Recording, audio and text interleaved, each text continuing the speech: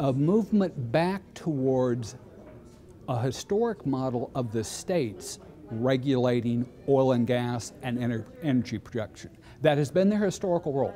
For over 100 years, the Texas Railroad Commission has been the exclusive regulator of the oil and gas industry, and that has been the way it has been in most states. Recently, EPA, Department of Interior, Bureau of Land Management are wanting to develop a series of overlays of additional regulations, not only on federal lands, but up on state lands, especially at the EPA level, in terms of natural gas production in itself. So I would suggest that jurisdiction at the state level in the permitting and regulation process, as opposed to a second, incredibly slower and more burdensome regulating process at the federal level on federal properties, and a whole new series of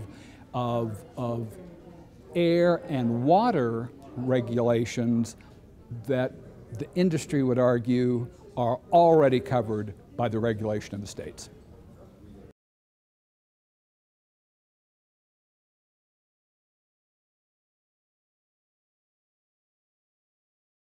Let's start with jobs.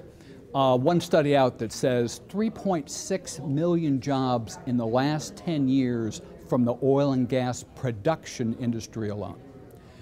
Another recent study, one of the think tanks is saying over the next 10 years, next 7 to 8 years, it's closer than that. Almost a third of the jobs that are going to be created in the United States of America will be directly related to the oil and gas exploration and production industries. Second, the downstream effect.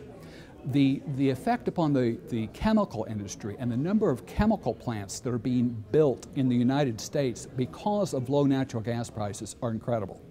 Shell Oil is building an ethane cracker plant, a multi-billion dollar plant outside of Pittsburgh, will employ thousands of people in that construction and manufacturing process.